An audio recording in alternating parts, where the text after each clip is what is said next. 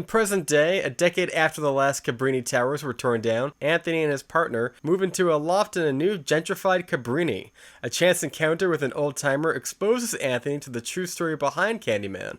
Anxious to use these macabre details in his studio as fresh grist for his paintings, he unknowingly opens the door to a complex past that unravels his own sanity and unleashes a terrifying new wave of violence. Hey everybody, welcome back to another episode of Burns Reviews, and today we are talking about the new reboot from the 1992 classic, Candyman.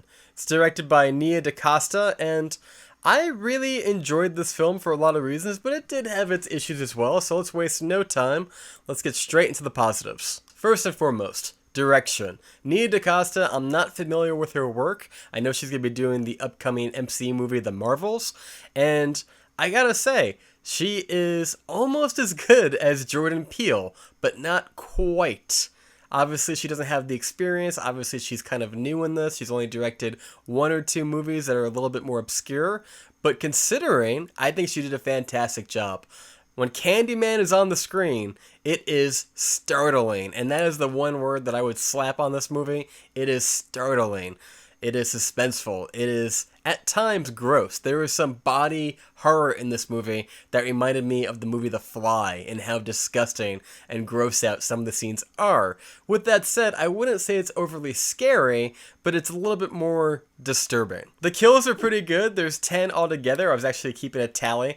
And there's one in particular that reminded me, dare I say, Alfred Hitchcock. It's an exterior looking into an apartment, and it's completely quiet and you don't hear anything, you just see what's going on, and it was disturbing to watch a little bit, but also startling and enjoyable, and I really like that. I like subtlety in a horror movie. I can't stand when a movie punches you in the face with a loud jump scare noise, and this movie doesn't do that at all, so I have to praise Nia DaCosta for doing that. She has a certain amount of reserve where she doesn't go over the top. She doesn't have to, and I have to praise her for that.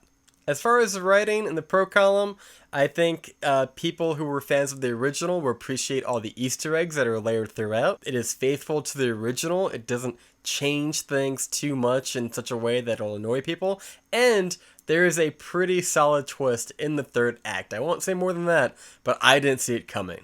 There are certain things that I definitely saw coming, but there was one thing that was very enjoyable that I did not see coming at all, and it was great. We also have some really standout performances. Teyonah Parris, who plays the girlfriend, she's also in WandaVision. She played Monica Rambeau. She did a fantastic job. She brought a certain gravitas to the movie that was kind of lacking in different areas. We got Colman Domingo, who you might know from The Walking Dead, Fear the Walking Dead.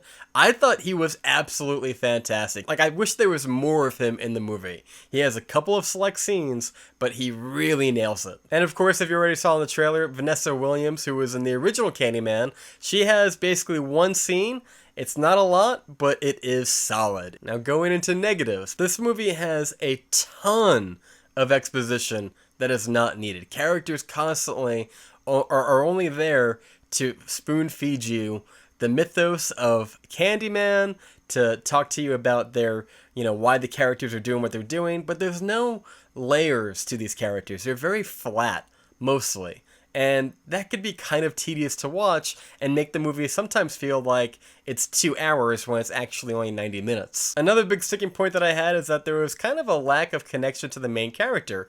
You're following this main protagonist, but he's not the most likable character. There's nothing about him that makes you want to cheer for him and champion him. So you're kind of just watching him go through the motions, but it doesn't really, for me at least, it didn't really connect. I found the second, third, and fourth build actors to be way more fascinating than our main protagonist, which is usually not always a good sign. And finally, as far as the writing, it definitely could have used some more levity. There was, and like I said, the pacing, it kept moving, but it was always kind of, holding that tension. It rarely broke up the tension with a joke. I feel like a couple of little lighter moments to kind of break up the tension would have benefited this movie quite a bit. Also, like I kind of touched on before, the other characters are pretty much there to be either exposition, but they're also just there to be cannon fodder. And because we don't have any connection and we don't know anything about them, all the characters that kind of die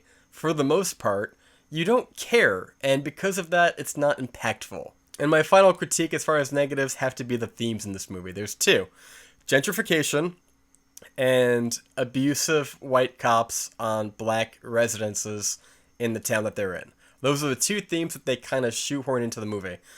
I don't mind those topics. I'm not against those topics. My bigger issue here is that these themes are kind of shoehorned into the movie and not explored. There's no layers to them. It's just kind of mentioned in a conversation. There's no progression of these themes. It's kind of just thrown at you. And maybe if Jordan Peele was at the helm, obviously he did Get Out, he did Us, I think it would have worked a little bit better, but in this instance, it didn't stick the landing. And my final critique is that this movie doesn't really feel like a movie in the sense that it's a story. It feels like an origin story for a movie that's going to come next. It feels like I said, lots of exposition. There's lots of this movie that you see in the trailer. And then the movie ends and you're like, okay, that feels like the end of season 1 on Netflix. When do we get season 2? Because this is clearly just the beginning, which is not something you necessarily need to do when there's a movie from 1992 that already did that, along with 2 sequels that are awful. I didn't see them. I know they're bad. But we already have the movie from 1992, and I understand they're trying to use this to basically reboot and to re-energize the story, the franchise, all of that. But I wish there was more story that kind of followed through after all the exposition and build-up that we got. Because a lot of it I kind of saw in the trailer, and by the time I saw the movie, I was kind of like, well, what do I not know? So all in all, guys, I'm going to give Candyman 2021 an 8.8 out of 10.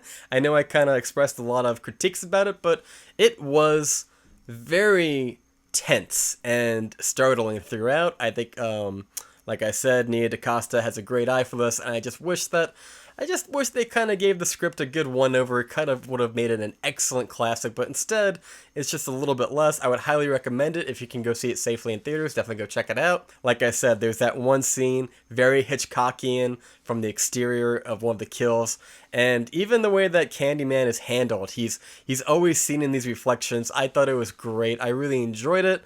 It just wasn't the all-time classic that Jordan Peele is known for. But please, what did you think of Candyman 2021? Be sure to comment down below. I'd love your thoughts. We also have a brand new video for a Scream reaction, and we will be doing a deeper dive into Candyman 2021. So stay tuned for that. And until next time, guys, thank you so much for watching. I have been John here on Bird's Views, and we will see you next time.